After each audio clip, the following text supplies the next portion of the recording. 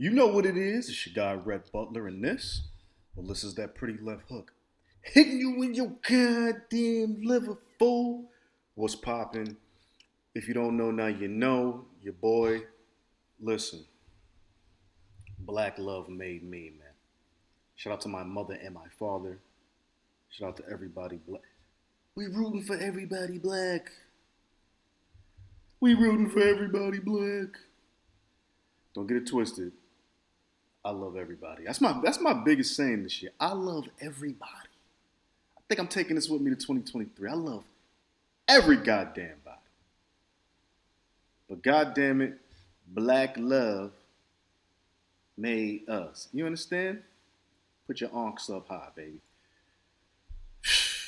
What are we gonna talk about today, man? What we're gonna talk about is what everybody was talking about all week.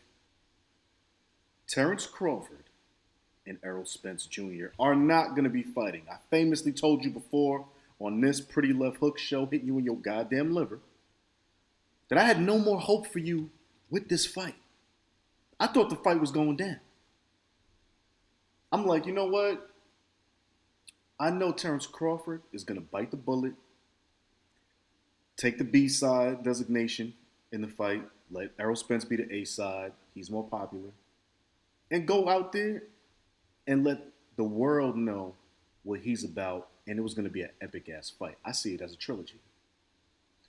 But then the boxing politricks and politics came into the game, as it always does. We can't avoid it. But what happened this time, because, you know, Terence Crawford announced he's fighting, what's it, David Avenesyan? He's fighting David Avenesyan. People are like, he's fighting David Avenesyan. What the hell is going on with this? Well, I'm going to tell you what's going on, which I got to respect Terence Crawford. Terence Crawford said, I'm going to tell you exactly what went wrong because y'all looking at me, Terence Bud Crawford, like I didn't want to fight Errol Spence Jr. when I took all the shorts in the situation, in the negotiation. Your guy that y'all love, I love Errol Spence too, but I'm talking from Terence Crawford's perspective. The guy that y'all love and his advisor, the ubiquitously powerful Al Heyman, okay, we'll get into that later. They didn't want to make it happen the way I wanted to make it happen.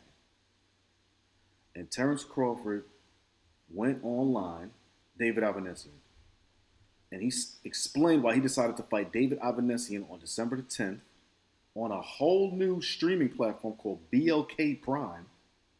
People are like, what the hell is that? Black History Month ain't till February. BLK Primes? What is BLK Primes? Terence Crawford said, I went to BLK Prime fighting David Avenesyan December 10th, and I'm going to tell you what happened in detail. And before I get into what Terence Crawford said, because he gave us a lengthy explanation on his IG Live, he said that, fear not. This is his words. I'm adding fear not because I'm bougie. Fear not, because Errol Spence said he's going to spin the block. For those who are not familiar with these street colloquialisms, he said he's going to bring it back, and they're going to try to make the fight happen. We're hoping in 2023. But anyway, let me get into what Terence Crawford said live on his IG Live. And matter of fact, salute to goddamn Terence Bud Crawford, man.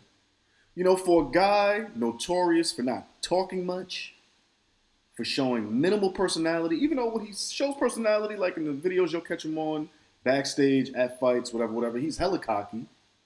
We all know this man is very confident. We all know this man is a sneak disser. We all know this man will fuck your ass up. Like, we know a lot about this man, but we know so little about this man too, right?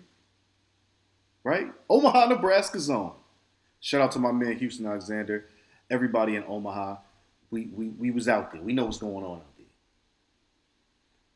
But for a man of little words for the media and the public, Terence Crawford jumped in his IG Lives, and he gave you his unfettered truth.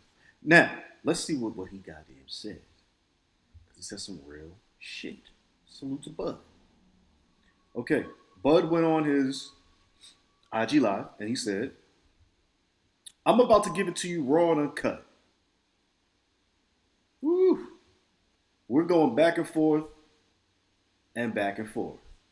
Al, meaning Al Heyman, boxing impresario and advisor to Errol Spence Jr., obviously world famous for advising all the boxers under the Premier Boxing Champions banner, which he founded, creating a whole new way for people to watch boxing on premium channels and regular channels and all that kind of good stuff.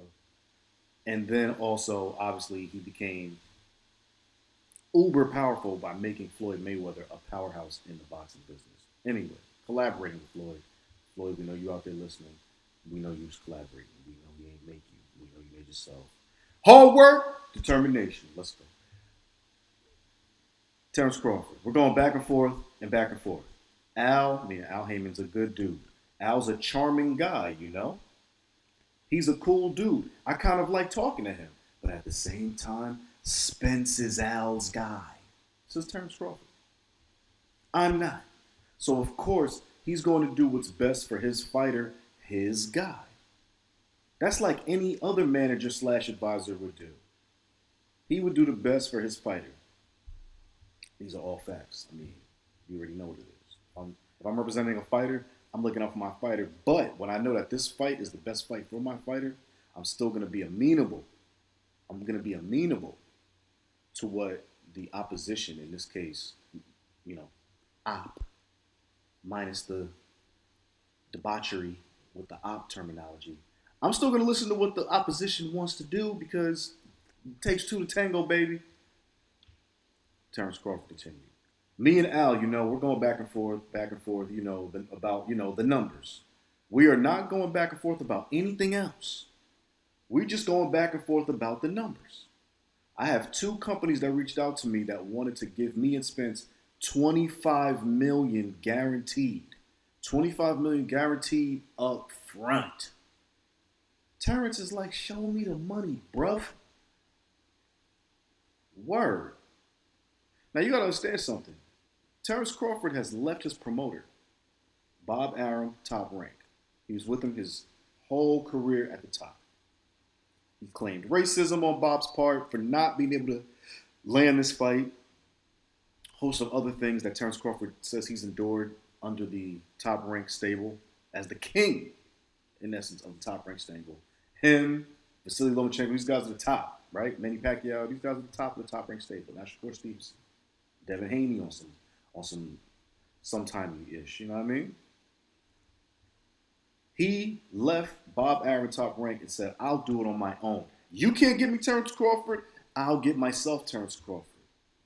And he then said he was able to procure $25 million guaranteed up front for him and Spence. A piece. It's $50 million. Do your math. Here's what Al said. Here's what Terence continued to say after he said this about the numbers. So a real guy like myself, I called Errol Spence. This is Terence Crawford.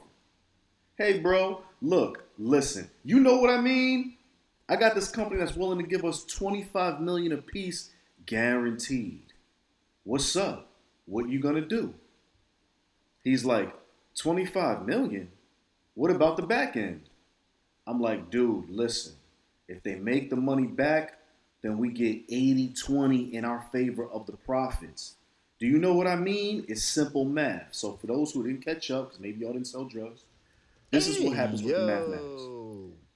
$25 million a piece, $50 million up front. Bang! You get 25, you get 25, right? Now, Spence is saying, what about the back end? That means pay-per-view, streaming, whatever they're calculating what the back end is based on where the distribution rights are going on television or streaming or whatever. Crawford is saying it's an 80-20 split on the back end, meaning they get 80 to split, and the streamer or broadcaster gets 20, right? So meaning the pay-per-view has to do 50 million, or they have to make back the 50 million.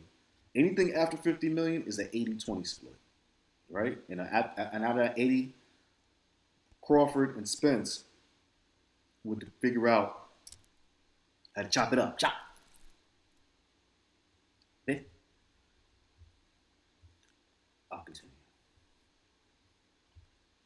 Now, here's when it got crazy.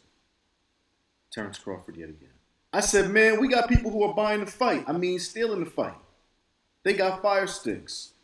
And Al Heyman laughed. So Al Heyman, if you don't understand, before I go a little further into Crawford's statements, Al Heyman is a pay-per-view juggernaut. Okay? He, like, at the top 10 pay-per-views, his top client, Floyd Money Mayweather, probably has like 5 to 7. You know what I'm saying? Like, a lot. He got the top 2. One is Mayweather versus Pacquiao, and 2 is Mayweather versus Conor McGregor. So Al Heyman has seen exorbitant amounts of money from pay-per-view. That's his thing. He loves that system. If you ever listen to Leonard Ellerbe, CEO of Mayweather Promotions, they're always touting the benefits of the pay-per-view model because they're like there's no ceiling on your income potential and earnings. Every single country is going to pay you for however many people in that sector of the world watch this fight.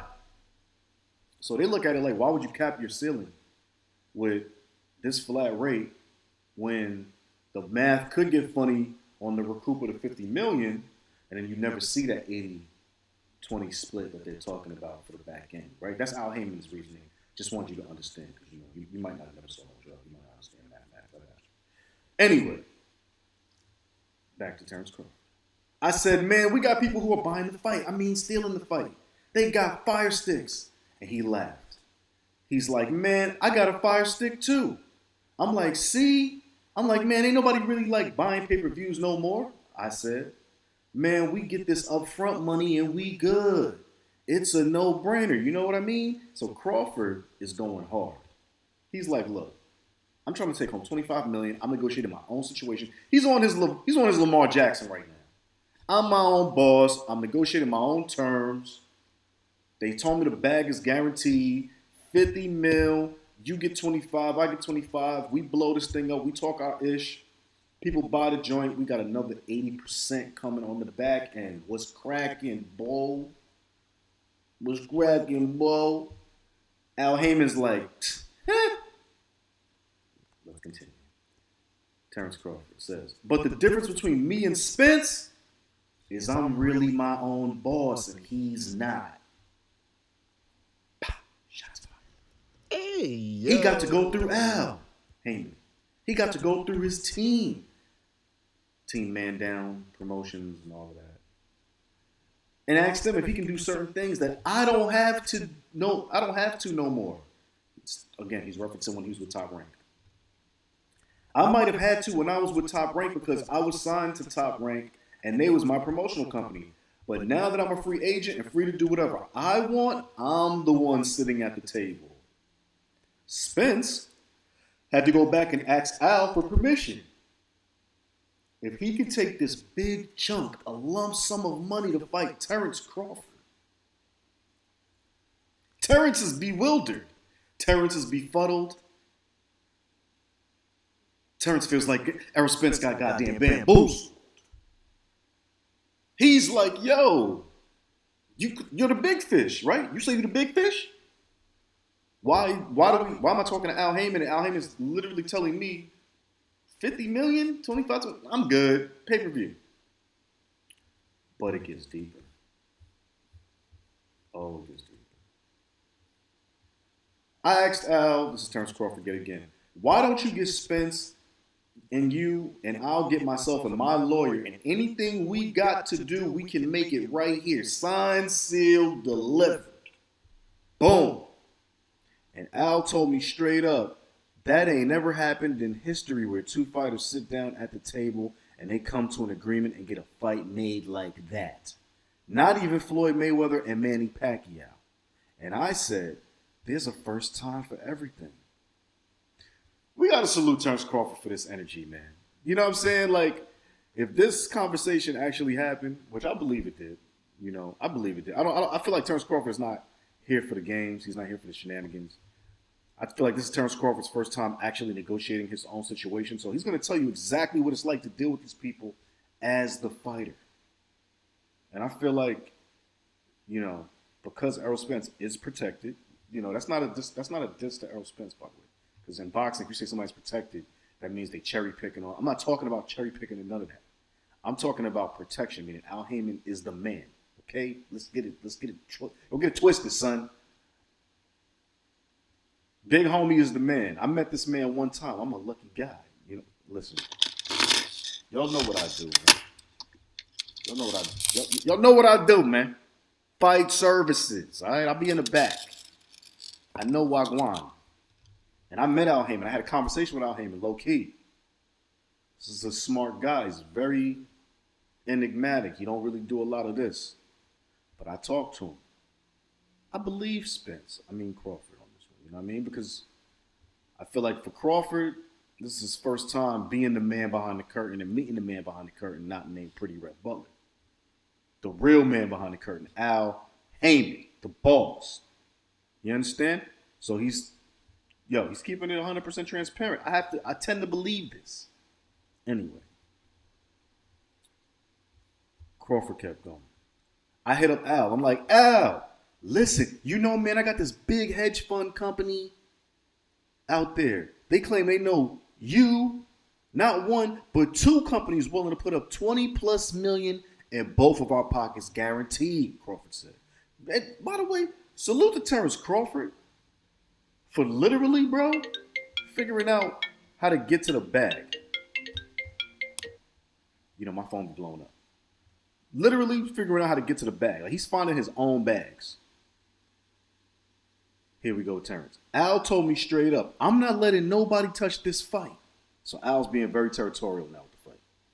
Like, all right, cool. But I'm like, why? He's like, why would you want to put a ceiling on yourself? Why would you want to put a cap on yourself? I'm like, well, that's not putting a cap on myself if this company is taking a risk. It's high risk, high reward. If that's the case, I can't see a fight that's been doing millions of pay-per-view buys since Floyd Mayweather.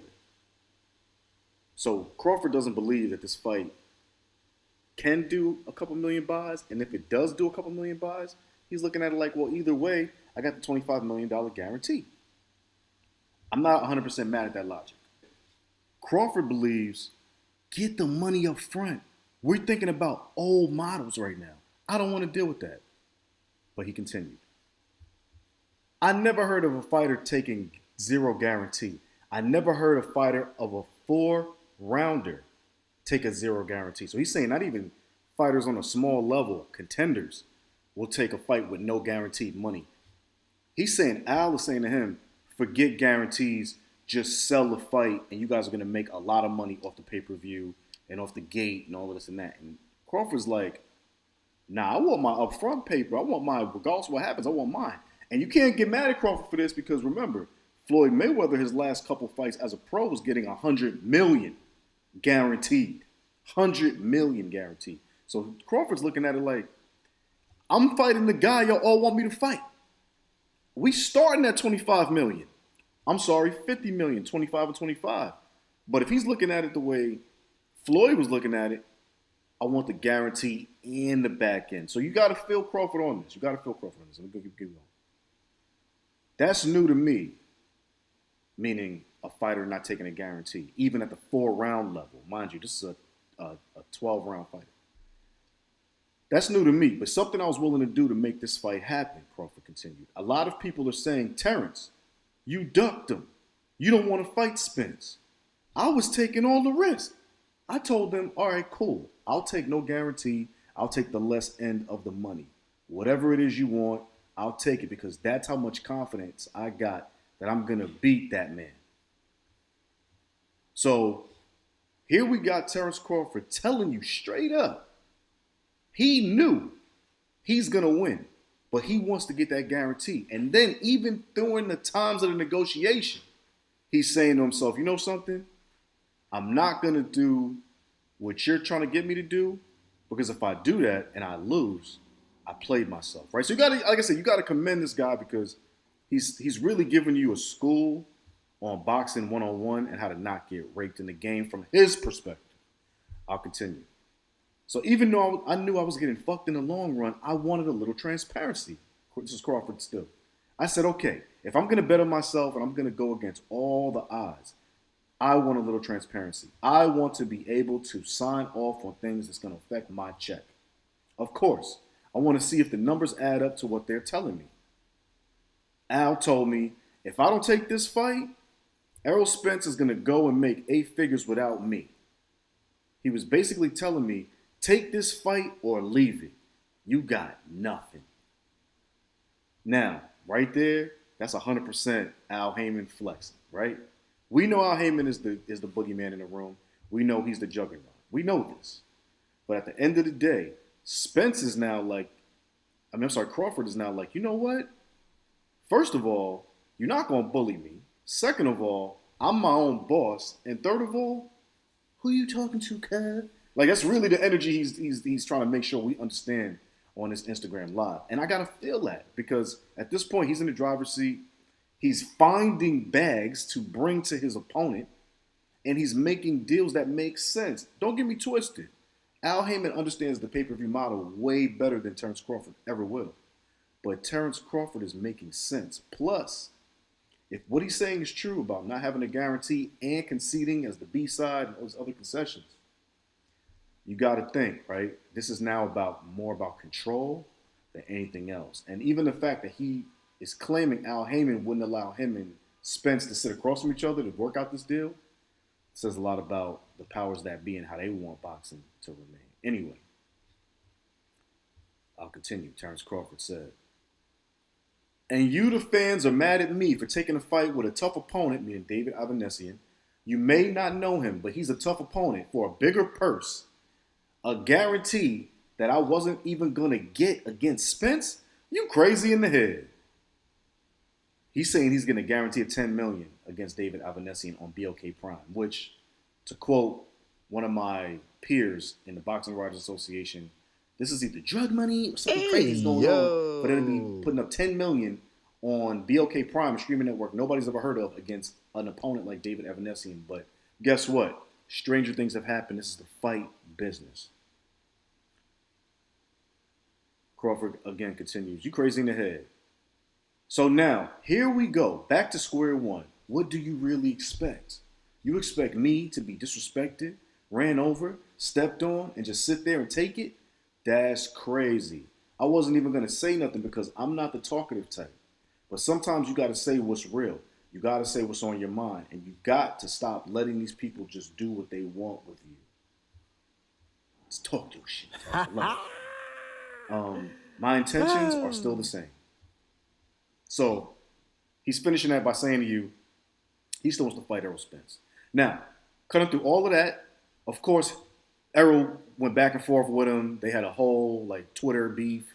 The Twitter fingers was going heavy. At the end of the day, of course, Errol was saying his side of the story. Of course, Terence was defending himself and everything. All I got to say is this. Even though we're not going to see this fight in 2022, and we hope to see it in 2023, I got to still give big respect to Terence Crawford, man. This guy's stepping up. He's letting you know that he's not here to play and that he's going to have this fight happen as close to his way as possible, even understanding that as the fighter representing himself with no promoter, going against the 300-pound gorilla in the room and Al Heyman, and obviously Errol Spence's popularity and him having more belts than Crawford, he's still like, I'm going to let my nuts hang and talk my shit. You're not going to just take me for a ride, baby. And I love that about Terence Crawford. And I actually, even though, like I told you, I'm not going to sell no more hope and no more dreams. That went out with Obama in the O campaign. Shout out to Shepard Ferry. He did that whole little design that I liked. That shit was hard. We still think, meaning me, Pretty Left Hook, that Terence Crawford versus Errol Spence will happen. I do believe they both know this is a legacy fight. And regardless of how it happens, I think it will happen. I think for Terence Crawford, this was an initial learning experience, stepping into the driver's seat of negotiation.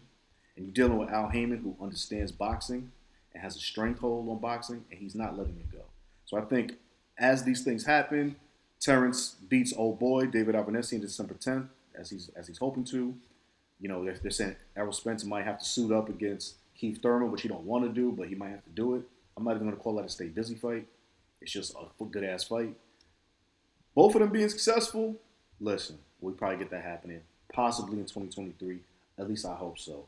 You know what it is. It's your guy, Rhett Butler. This was that Pretty Left Hook. Shout out to the whole Up On Game Familia, my man Vito, my man Dustin, my man Blanco, Cardo, and of course the big homie LeVar Arrington. Salute to your Hall of Fame induction, my guy. You know what we do, baby. Yeah! It's your boy Rhett, Pretty Left Hooking It, at Pretty Left Hook the podcast on IG, at Rhett E. Butler on IG and Twitter, at Pretty Left Hook on Twitter. You know what it is. It's your God, man. Woo-wee. And we making it happen. Yeah! Peace.